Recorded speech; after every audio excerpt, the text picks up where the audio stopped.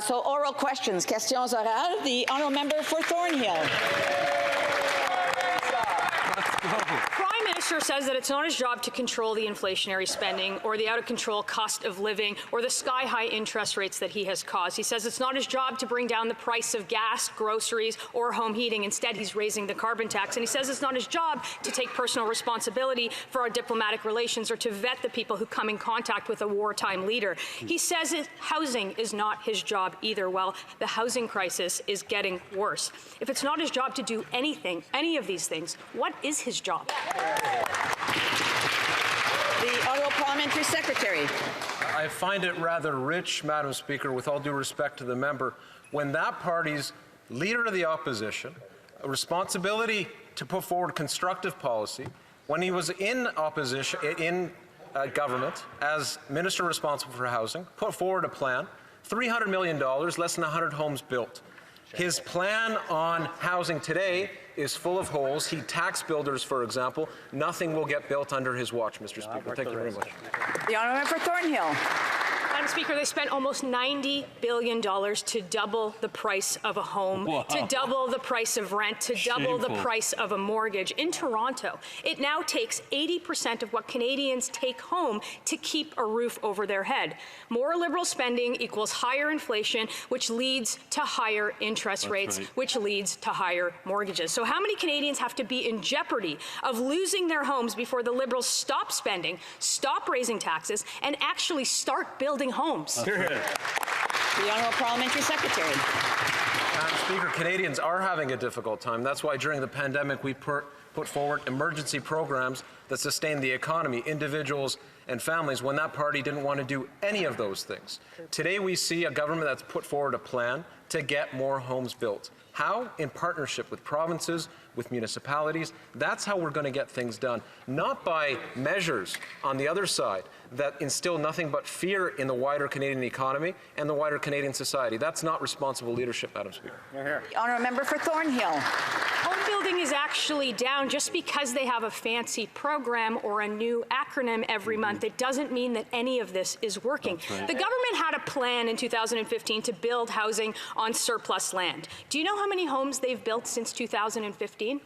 13. That's less than 2 a year. Liberal MPs have flipped more houses than that since 2015. It's been 8 years. We need shovels in the ground and not pies in the sky. So will they finally support a common sense conservative plan to actually build homes Canadians can afford? The Honourable Parliamentary Secretary. Common sense. It's a shame she wasn't at yesterday's Finance Committee, Madam Speaker, where witnesses from the Ministry of Finance confirmed that if their idea for housing was to be put in place, less homes would be built compared to our particular plan. It's a plan that takes taxes off. The GST comes off, for example. That incents greater building, Madam Speaker. Combine that with the approach they've taken to municipalities, to provinces, when it comes to ending things like exclusionary zoning. We want to work with those municipalities. We're doing that through the Housing Accelerator Fund. That will continue. The result will be 200,000 to 300,000 homes built as a result. The Député de Louis-Saint-Laurent. The Honourable Member for Louis-Saint-Laurent. Madam Speaker, 5 long days, for 5 days, the Prime Minister brought the Nazi scandal to headlines all over the world. He hid for 5 days, and he allowed Canada's reputation to be dragged through the mud. When a country is humiliated like this, it is up to the leader of the government to protect its reputation. But what did this Liberal Prime Minister do? He hid. Why? L'honorable ministre de Sécurité publique. The Minister of Public Safety? Oh, no, that's not quite right. But thank you, Madam Speaker. The former Speaker of the House, as my colleague knows very well, has clearly stated that he was the only person responsible for having invited this person to the House and for recognizing him. It was his initiative, and no other parliamentarian or the government was involved or informed. The former Speaker invited his own guests for the speech on Friday, and they were chosen by him and his own office. As soon as we learned about this horrible event that occurred in the House, the Prime Minister recognized that it was very painful for all Canadians and all those who have suffered due to the Holocaust. The honourable member. Madam Speaker, after 8 years of this Liberal government, Quebecers are struggling. We learned in the Journal de Montréal that according to a survey, 51% of young Quebecers are living from paycheck to paycheck. And that's not good for anyone, because when youth is traumatized, well, the entire future is at stake for Canada and Quebec. During this difficult time for our youth, what is the genius idea of this Liberal government supported by the Bloc Québécois inventing a second carbon tax? Voting for the Bloc has a price. Why does the Liberal Bloc think that this is a good idea to grab even more money out of the pockets of young Quebecers and to levy a second carbon tax? The Honourable Minister of Transport. My colleague wants to talk about costs. How much does it cost when our forests burn, when our lakes and rivers flood? How much does destroyed infrastructure cost? What about the price on our children's health when they breathe dirty air? What does that cost? Clearly, we don't have the means to put up with a Conservative government. Madam Speaker, Canada's greenhouse gas emissions did not go down last year. Instead, they grew by 2.1%. That's what we've heard from the Climate Institute of Canada. And that's almost entirely due to one sector, where the 5 biggest companies brought in $200 billion in profit last year. A sector that has received billions of dollars in subsidies to pollute less, but it's actually increasing Canada's emissions. And what sector is that? Well, it's oil and gas, of course. When will the government stop filling their pockets with public money? The Honourable Minister of the Environment. Thank you, Madam Speaker. I'd like to thank my honourable colleague for her question, and I have great news for her. Canada is the first country in the G20 to eliminate subsidies to the oil and gas sector. We're the first country to have done that 2 years before the deadline in 2025. We did that this year, and we are going to eliminate public funding to fossil fuels, and we are the only G20 country to have made that commitment. Canada is fighting climate change, and it's working. We have the best record of any country in the G7 from 2019 and 2021 out of all countries in the G7 for reducing emissions. The honourable member, Madam Speaker, 2.1% increase in greenhouse gas emissions due to the oil and gas sector, but the government isn't turning the screws on the sector. Instead, it's giving them more money. Last week, it announced that it wanted to double oil production off Newfoundland. These companies are increasing all of Canada's emissions, but the federal government is actually making it easier for them to pollute even more instead of doing the opposite. When will this government stop being part of the problem? The Honourable Minister. Thank you, Madam Speaker. And I would invite my honourable colleague to read our plan to fight climate change, which environmentalists, scientists, municipalities, the City of Montreal, and many others have all said is a great plan, which shows that, like all other sectors in Canada, the oil and gas sector will have to do its fair share. And that is why we already have a regulation that will reduce methane emissions by at least 40% by 2025. And that is a very serious type of emission. And we also have the Clean Fuel Standard to force gas and diesel producers to reduce the impact. Riesma? Madam Speaker, it pains me to say that Saskatchewan has one of the highest rates of child poverty in the country. But instead of ensuring they don't go hungry, the Conservative government of Saskatchewan wants to use the notwithstanding clause to save a policy a judge would said it was causing irreparable harm. Is that what Conservatives stand for, dividing people and trampling on human rights? That doesn't sound like common sense to me. Now, will the government do everything they can to stop the harm against Canadian children? Hear, hear. The Honourable Parliamentary Secretary to the Minister of Justice and Attorney General. Thank you, Madam Speaker, and thank you for this very important question. We're fully aware of the Government of Saskatchewan's proposed use of the notwithstanding clause. We are dead set against the preemptive use of the notwithstanding clause in any circumstances.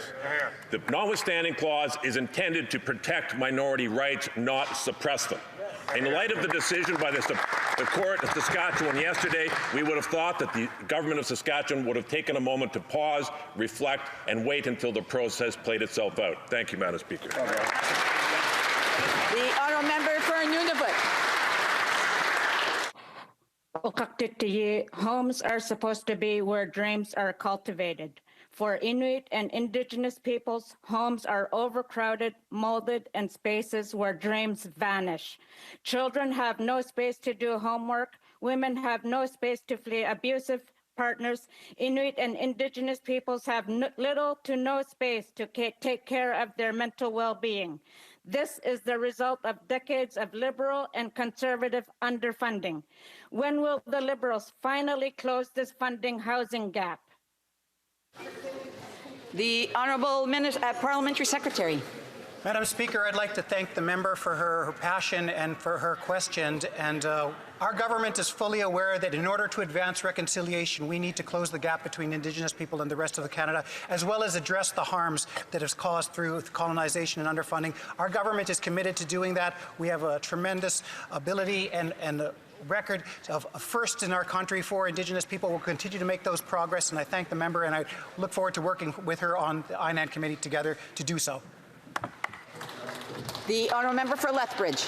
Well, just a week ago, under this Prime Minister's watch, a Nazi was welcomed in this place and actually honored within this chamber. Now, when the Prime Minister should have been a statesman and taken full responsibility, instead he chose to flee and hide. Not just for 1 day, not just for 2 days, but actually for 5 days. For 5 days he was mute. For 5 days he watched as our reputation was tarnished. For 5 days he was in hiding. For 5 days he utterly embarrassed our country. The Prime Minister has yet to take responsibility. Will he stand up, do the brave thing, and do that today? L'Honorable Ministre des Services Publics et de l'Approvisionnement. Thank you, Madam Speaker. The former Speaker has made it very clear that he alone was responsible for inviting this individual to the House and recognizing him. It was his initiative, and no other parliamentarians nor the government were involved. The former Speaker invited his own guests for Friday's address, which were determined by him in his own office. No advance notice was provided to the Prime Minister's office nor to the Ukrainian delegation about the invitation or the recognition. There are many Canadians who are hurt by this, and this mistake has been especially difficult for Jewish, Ukrainian, and Eastern. The Honourable Member for Lethbridge. Member proves my point. It's the Prime Minister of Canada. He is meant to function as a statesman, to take personal responsibility when a mistake happens. Yeah. And yet, instead, he chose to flee. He chose to hide. Cowardly. Why? Why? Why not take personal responsibility? Why not remedy this on the world stage? Why not acknowledge the grave atrocities that have taken place in our history and the mistake that was made here in this House and the impact that that would have on Canadians? So I'll give him an opportunity today. Would he honorably stand up, take that personal responsibility, and apologize to Canadians? The Honourable Minister. Thank you, Madam Speaker. Again, the former Speaker has made it very clear that he alone was responsible for inviting this individual to the House and recognizing him. It was his initiative, and no one in this House knew of that. The Prime Minister, the same day we learned of this horrendous incident that occurred in the House, the Prime Minister recognized on the same day that this was painful for Canadians and communities who were affected by the Holocaust. The Honourable Member for Northumberland, Peterborough South. Thank you. Yesterday in the Finance Committee, this government's own department told the Finance Committee that in fact in 2018 they warned the Liberal government of an impending housing crisis, yet they did nothing. Incredibly, CMHC officials went on to say that the policies currently employed by the federal government are not sufficient to solve the housing problem. If in fact this government's own department doesn't believe in this Liberal government, why should Canadians? The Honourable Parliamentary Secretary to the Ministry of Infrastructure's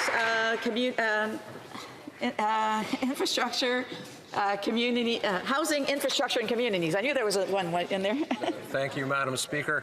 I would remind my honourable colleague to look at the actual record and to look at the actions of that opposition leader who this summer, while presenting himself as some sort of champion of the working class, stood in front of a Canadian's home, took a video, and called that home a shack.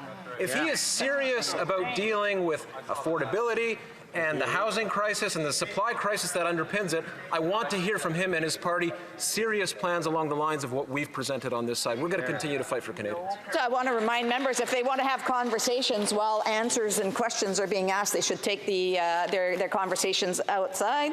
The honourable member for Northumberland, Peterborough South. Madam Speaker, Canada's problems are real. We have incredible food bank usage. We have housing costs doubling.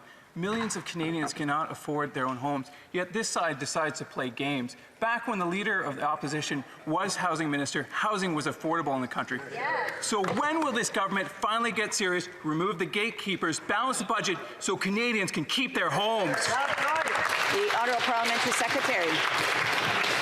Madam Speaker, he's quite correct. That side does play games. You know what else they do? They also vote against tax cuts for the middle class. They also vote against child care for kids. They vote against dental care for kids. Discussions of pharmacare are happening at this time. That side wants to entertain none of it. At a time when Canadians are facing real challenges of affordability, government can be there to help. This government has put serious measures on the table. It's having an effect. We're going to continue to do that. They should wake up and come to the party. The honourable member for Kelowna Lake Country.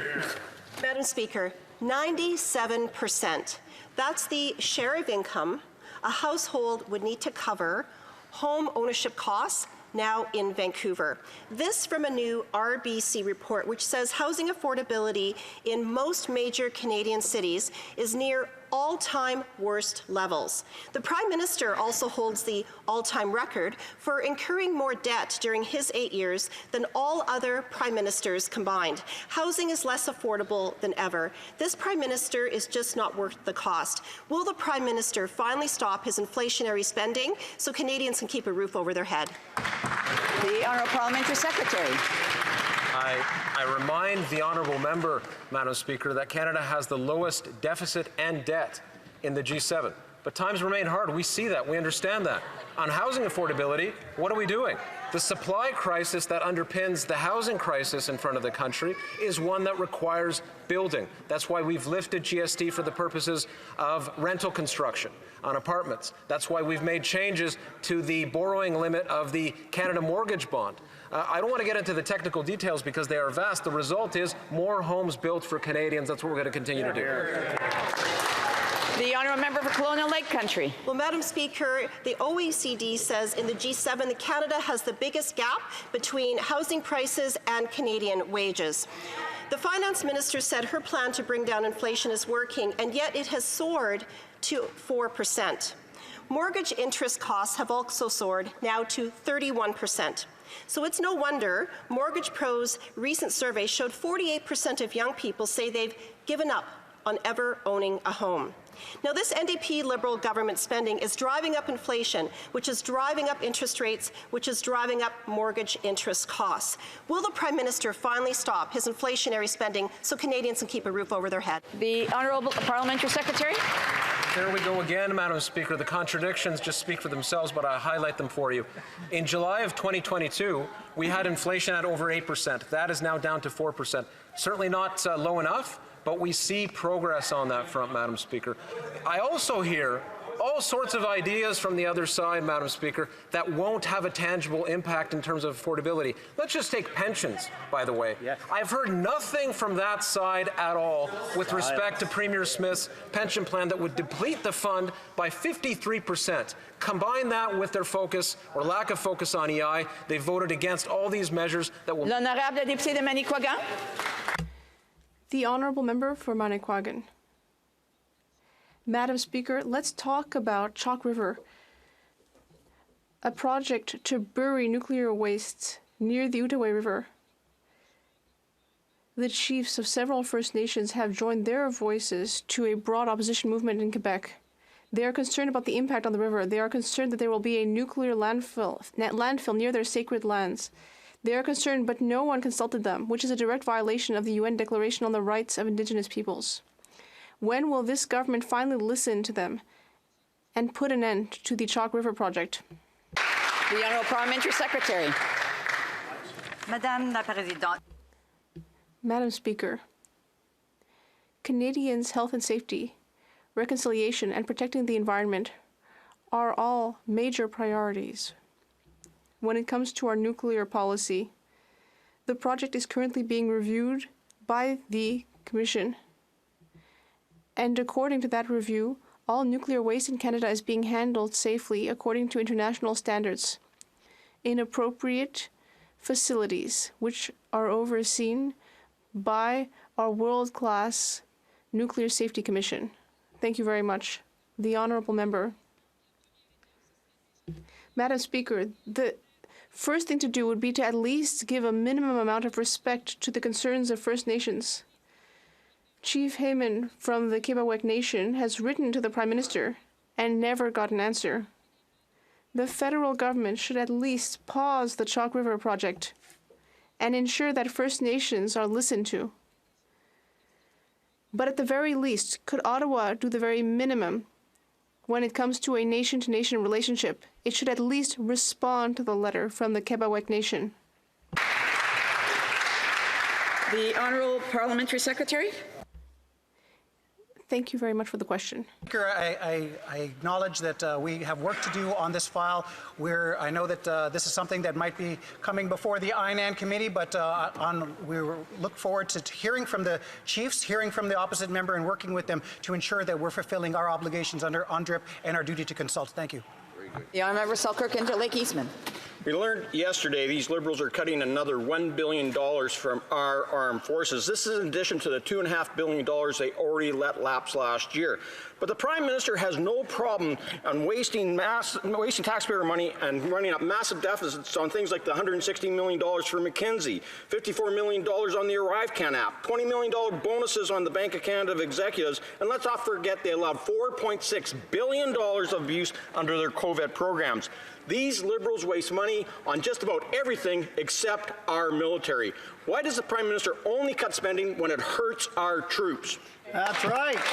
The Honourable Minister for National Defence. Madam Speaker, I think we all remember when the Conservatives set back defence capability by years when they reduced defence expenditures below 1% of our GDP. But, Mr. Speaker, Madam Speaker, we are committed to the significant and strategic long-term investments that will ensure that CAF continues to function as an agile, combat-ready force, capable of making tangible contributions and delivering on our commitments. And at the same time, Madam Speaker, we must ensure that all expenditures are carefully controlled so that each dollar produces real value for Canadians. Thank you. I would just ask members to keep their thoughts to themselves when they're not being recognized. The Honourable Member for Caribou Prince George. This Prime Minister is failing our most vulnerable of Canadians. Our country is gripped in the worst drug and crime crisis in generations. And last night we learned that this Prime Minister and the BC NDP are using taxpayer dollars to fund a group that buys drugs on the black market and then hands them out on the streets of Vancouver. We can't get people into recovery, but we can perpetuate their addiction and support organized crime. When will this Prime Minister put a stop to his failed drug policy and finally take real action and end this crisis? The Honourable Minister. Madam Speaker, I don't think there's a single member of this House that doesn't mourn the tragic loss of anyone in this overdose crisis.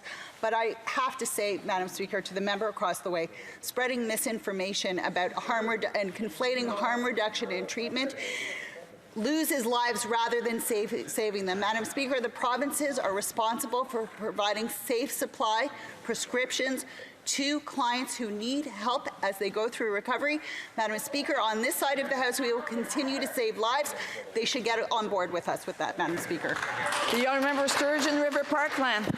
Madam Speaker, after 8 years under this Liberal government, it's clear that the rights of victims and their families are not a priority. Correctional Services Canada, with the full knowledge of this government, transferred Canada's most notorious killer to a medium security prison.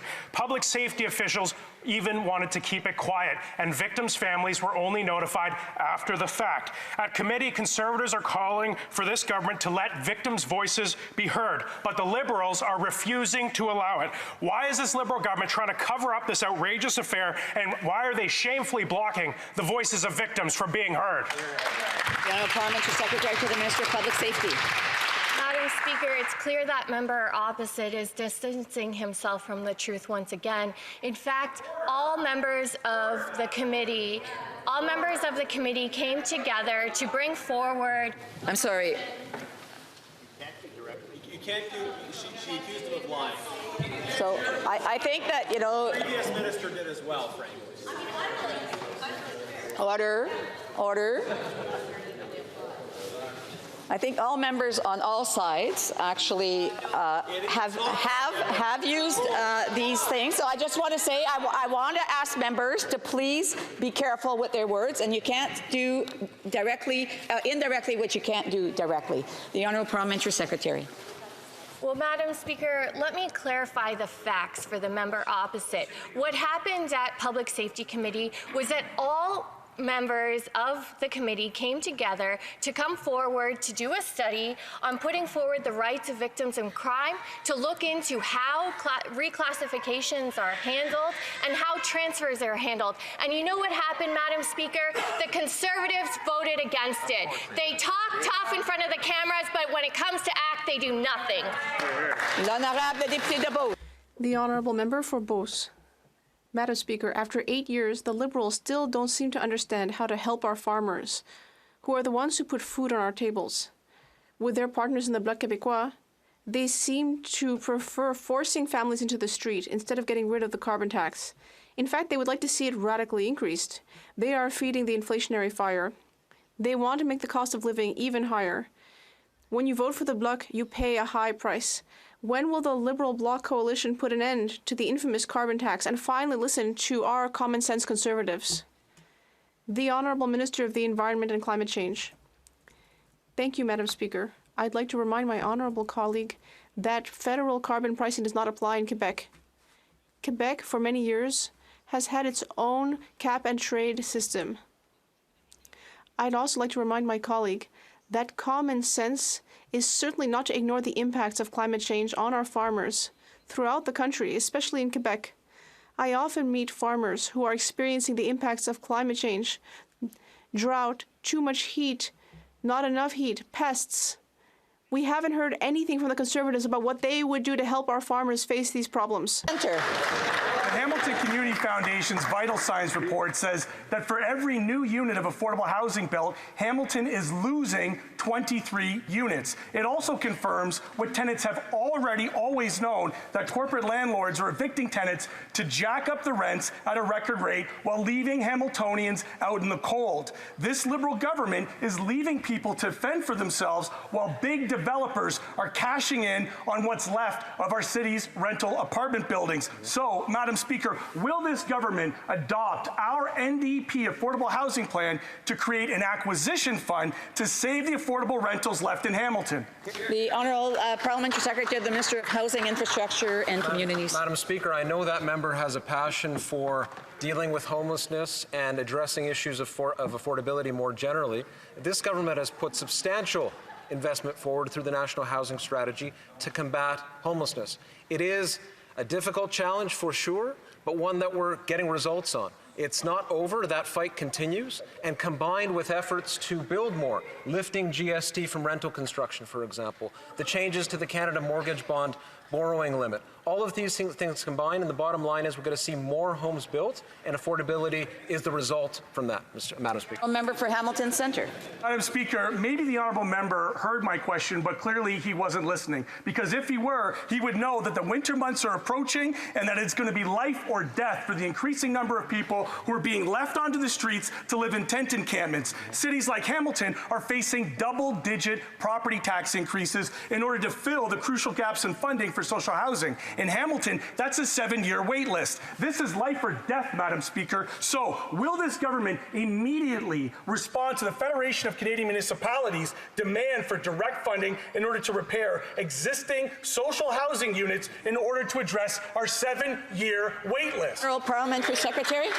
Madam Speaker, we have been there for cities like Hamilton and other Canadian cities and towns through programs like Reaching Home, through the Rapid Housing Initiative, and in other ways to help not-for-profits that are on the ground doing the very hard work. I know that member cares obviously very much about this issue. I'm happy to have further discussions with him, but I go back to the point that we're going to advance issues around this by collaboration with the private sector, with the not-for-profit sector, with municipalities as well. Thank you very much. The honourable member for Northwest Territories. Madam Speaker, tomorrow is National Day for Truth and Reconciliation. It's a day that recognizes First Nations, Inuit, and Métis children who were separated from their families, their culture, and their communities. While the Leader of the Opposition fails to advance on Indigenous issues such as UNDRIP, which he voted against, our government will be there to work with Indigenous peoples. Can the Parliamentary Secretary of the Minister of Crown Indigenous Relations update the House on our government's record on reconciliation? Monsieur. Honourable Parliamentary Secretary to the Minister of Crown Indigenous Relations. Madam Speaker, when it comes to Indigenous issues, the record of the Leader of the Opposition is almost as shameful as his comments. Order. Just want to remind members that we need to ensure that we have respect here in the House, and I know that the honourable members would like to hear the answers. The Honourable Parliamentary Secretary. Madam Speaker, when it comes to Indigenous issues, the shameful record of the Leader of the Opposition on his voting is almost as shameful as his words where he said, instead of compensation for abuses suffered at the Indian residential schools, that Aboriginals need to learn the value of hard work. In contrast, our government has a record of historical firsts, the passing UNDRIP into law, the first ever Indigenous Language Commissioner, the first ever Indigenous Governor General, the first ever Indigenous Supreme Court Justice. I'll stand on record on our historic firsts every day, including the National Day for Truth and Reconciliation.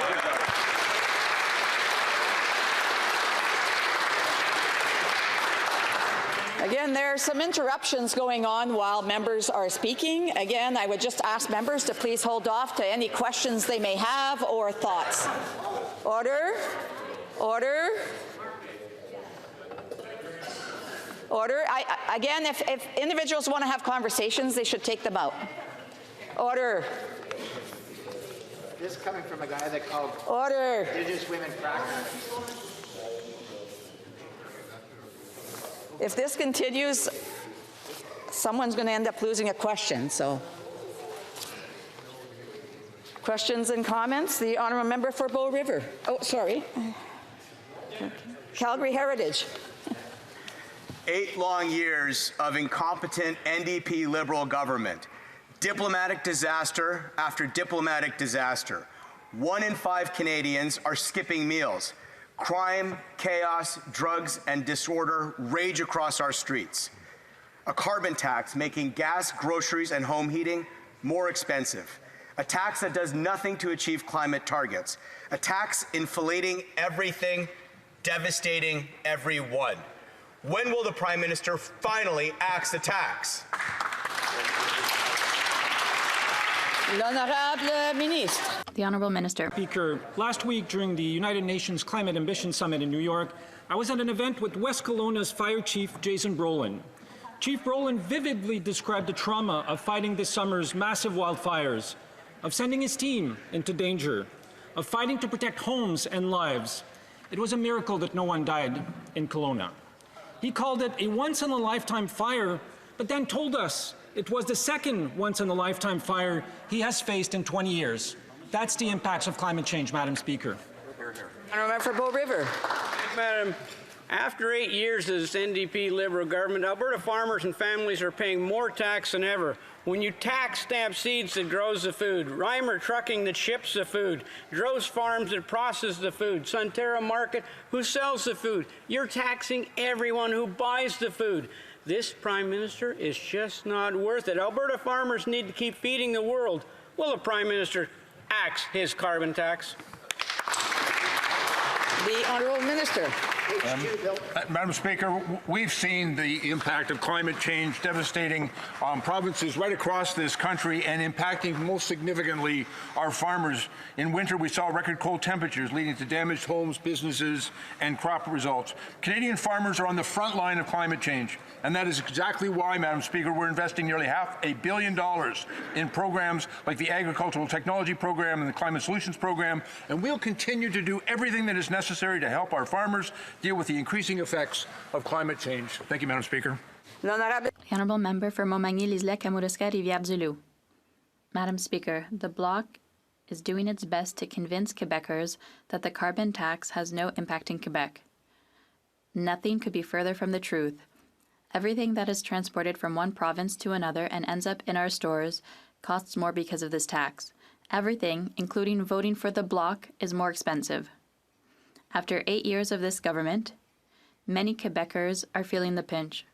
Will this Prime Minister finally cancel this costly Bloc Liberal tax? The Honourable Minister of Transport. Madam Speaker, I find those attacks on the Bloc very mean. But if the Conservatives had any interest at all in the economy in Quebec, they would have highlighted the historic announcement yesterday. We're going to create 3,000 jobs. We're going to look to the future and produce the greenest batteries in the world, Madam Speaker. 3,000 direct jobs, many more indirect jobs, green batteries in cars around the world, and they're not even talking about it. That's what the Conservatives are about. They don't care about Quebec at all. The Honourable Member for Montmagny-Lisle, Kamouraska, Rivière-du-Loup. Madam Speaker, the Bloc said it wanted to radically increase the carbon tax, while the Liberals granted their wish. There's a second carbon tax that also applies in Quebec. According to the Parliamentary Budget Officer, it will add 17 cents to the price of a litre of gasoline. The Bloc Liberal Alliance is always looking to dig deeper into Quebecers' pockets. It doesn't make any sense, Madam Speaker. Will the Prime Minister put an end to his inflationary taxes? The Honourable Minister of the Environment and Climate Change. Thank you, Madam Speaker. In 2023, it's unbelievable and even immoral that a political party that wants to form the government has nothing to say about climate change. When tens of thousands of people were displaced this summer because of forest fires, we could smell the smoke in New York and even in Europe. And the official position of the Conservative Party of Canada was that climate change don't exist. When it costs tens of billions of dollars to Canadians, it's scandalous, Madam Speaker. The Honourable Member for Berthier-Maskinongé. Madam Speaker, it's very concerning what Radio-Canada has revealed about the closeness between the big GMO companies and the federal government. They're so close that they play on the same team, dubbed the Tiger Team. A team of lobbyists from giants such as Bayer, but also federal officials who allegedly drafted the genome editing regulations together. It's worse than the fox in the henhouse. It's the fox in charge of the henhouse. Will the government mandate truly independent experts to re-examine all the regulatory changes made under the Tiger Team? Full Minister for National Defence. Thank you, Madam Speaker. Madam Speaker, we've had extensive consultations with people from the organic, conventional, and seed sectors to find new food production solutions to feed the world's growing population. It is common practice for the government to actively engage with implicated stakeholders when discussing regulatory matters. The Tiger Team process was intended as a time-limited mechanism through which multiple stakeholders in the grain supply chain would have an opportunity to provide their views on a very complex topic of plant breeding and innovation. And Madam Speaker, we will continue doing all that we can to support Canada's farmers and farm families. The Honourable Member for Berthier-Maskinongé. Madam Speaker, it makes no sense to let the people who make money from a product decide the rules that apply to their product. It's even worse when we're talking about food and people's health. How can we let a company like Bayer write the rules on GMOs and genome editing? We now need to reassure people there is a breach of trust. Only a rigorous review of the regulatory update by truly independent experts can repair this total lack of judgment on the part of the government. When will it launch this review? The Honourable Minister. Thank you, Madam Speaker. I thank my honourable colleague for his question. This is why myself, the former Minister of Agriculture and Health, have worked together to put in place the reforms he's talking about. That's what led to the federal government's announcement that there will no longer be pesticides used on federal lands, which led to a review of the way we approve pesticides in Canada, and that we allow more independent scientists to look at the review of each of these pesticides. We are undertaking that review that the honourable colleague is asking us to do. Thank you, Madam Speaker. For Miramichi Grand Lake. Madam Speaker, Atlantic Canadians are struggling to pay for their groceries, gas, and home heating. Meanwhile, the Atlantic Liberal MPs support measures to quadruple the carbon tax to 61 cents a litre. Atlantic Liberal MPs have continued to support carbon taxes since 2015. Will the Atlantic Liberal MPs vote on the Conservative motion next week to axe the tax so Atlantic Canadians can afford gas, groceries, and home heating? The Honourable Parliamentary Secretary. For his important question. Madam Speaker, let's talk about what's important for Atlantic Canadian. Earlier this week, I stood here and listened to Conservative and Atlantic Conservative from Atlantic Canada vote and are voting against the Atlantic Accord that gives Canada an opportunity, gives Nova Scotia and Newfoundland and Labrador an opportunity to find prosperity and also meet our green goals. Madam Speaker, I'm hoping that they vote for the Atlantic Accord and those changes to help Nova Scotia and Atlantic Canada. Thank you. The honourable member for Miramichi Grand Lake. Madam Speaker, they've already ruined one tidal project, and I invite the member opposite to tell the people of New Brunswick and Nova Scotia choosing between fueling their car and purchasing groceries how the carbon tax is not punishing them every single day. Atlantic Liberal MPs allege they are not in favour of the carbon taxes while back home, but have supported it 23 times since 2015. Again, they claim that they now are against it. The carbon tax, will they put their money where their mouth is and vote next week to axe the tax? The Honourable Minister of the Environment and Climate Change. I would like to remind my honourable colleague that his party campaigned on putting in place a price on pollution in Canada in the 2021 election. But what I find interesting, and I would like to pick on what my colleague was saying, why is the Conservative Party opposing the development of clean energy in Canada? Like the moratorium that Premier Smith has put in place in Alberta, which is putting at risk $30 billion of investment in renewable energy in the clean technology sector. Thousands of jobs are at risk. Will the Leader of the Opposition stand to this House, Madam Speaker, and explain to us whether or not he supports clean energy or not? Yes, I know the honourable members there. I just want to remind members to please keep the tone down when someone else has the floor. The honourable member for Regina, Wisconsin. Madam Speaker, according to Food Banks Canada, nearly 7 million Canadians are struggling to put food on the table. That's because farmers pay the carbon tax on the food they grow. Truckers pay the carbon tax on the food they transport. Grocers pay the carbon tax on the food they refrigerate. And all of those carbon taxes get passed on to the consumer. Madam Speaker, will this Liberal NDP government cancel its plan to increase its inflationary carbon tax? The Honourable Minister. Fire Chief Brolin of West Kelowna said another thing that stuck with me. He said Kelowna spent more than $20 million battling the summer's wildfires, and that insurance losses would triple that amount. What could we have accomplished if we'd used the same amount of money proactively, Chief Brolin asked. He said money spent fighting fires was spent on the wrong end of the problem. And he said that at an event in support of carbon pricing, Madam Speaker, a proven policy designed to reduce emissions that are driving climate change and more intense wildfires and floodings all across our nation and all across the world. The Honourable Member for Châteauguay-Lacolle. Thank you, Madam Speaker.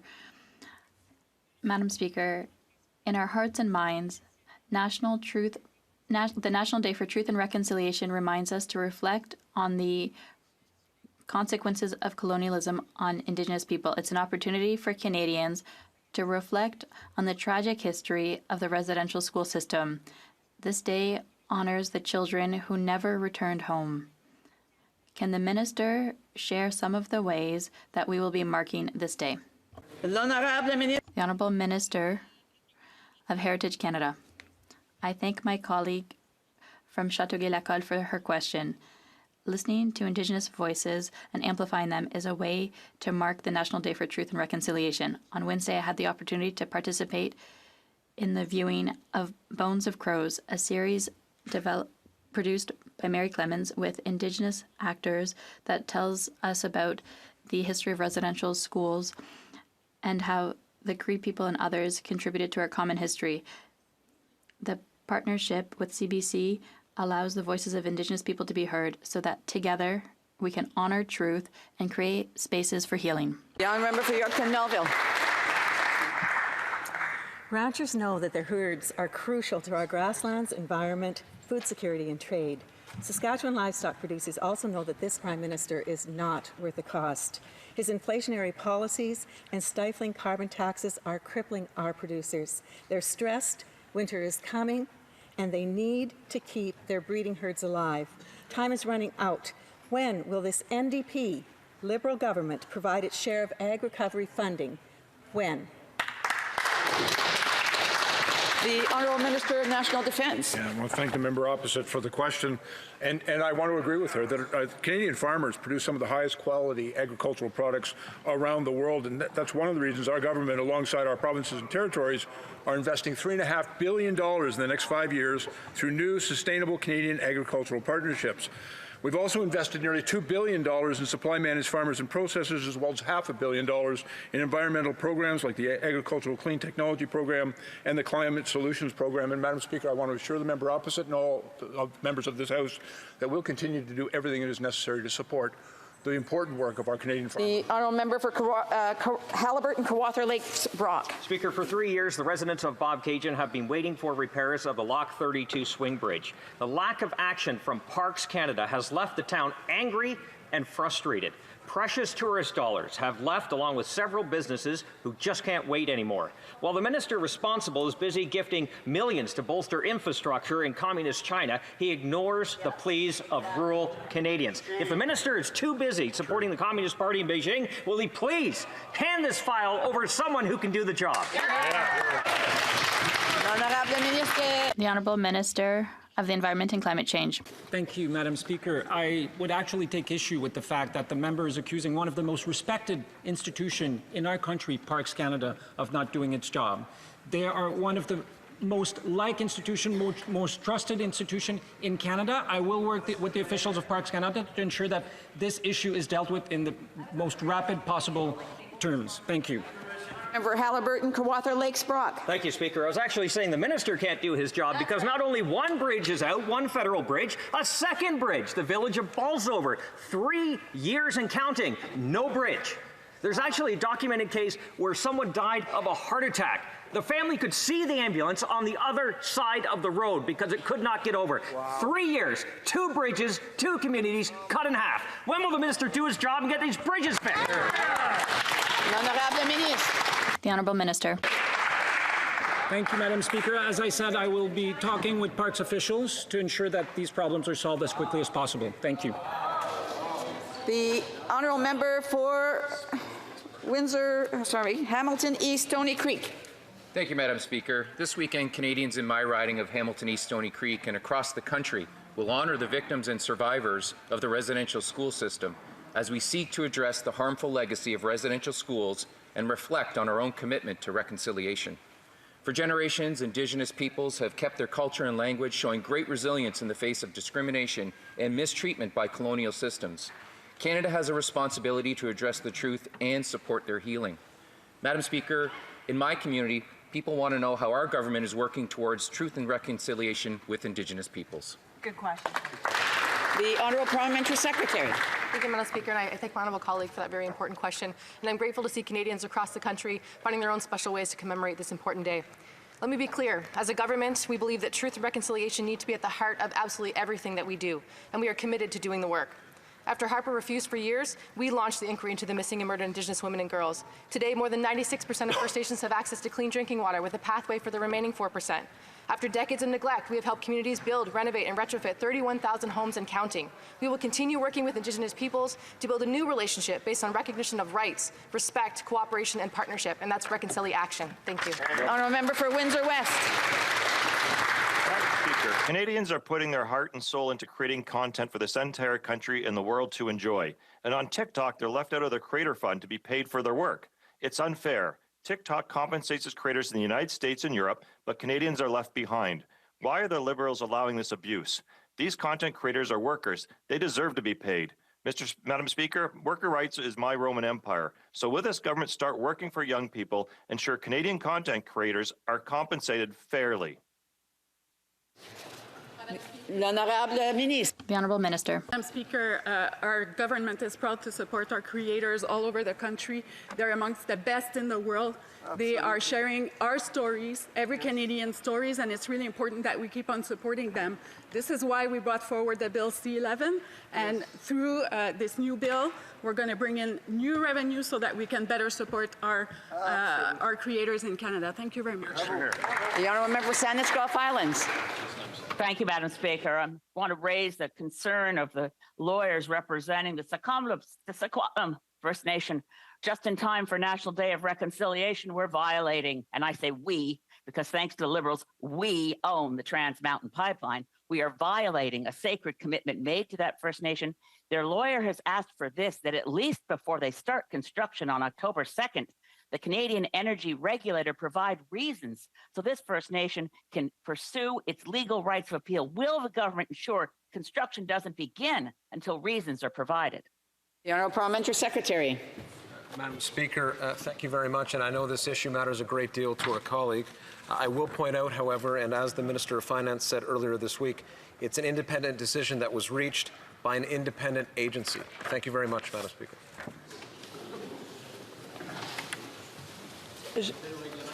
On appelle au règlement l'honorable député de Louis Saint. On a point of order, the honourable member for Louis Saint Laurent. Madam Speaker, during statements, there's a code of conduct in this House, and from the bottom of my heart, I'd like to apologize to the member for Hull Aylmer, who I interrupted during his wonderful statement. I appreciate that. I appreciate the honourable member's apology. I know it wasn't just him, but I do appreciate his honesty. Points of order, the honourable member for Lakeland. Thank you, Madam Speaker. It is with a heavy heart that I just want to rise to address an exchange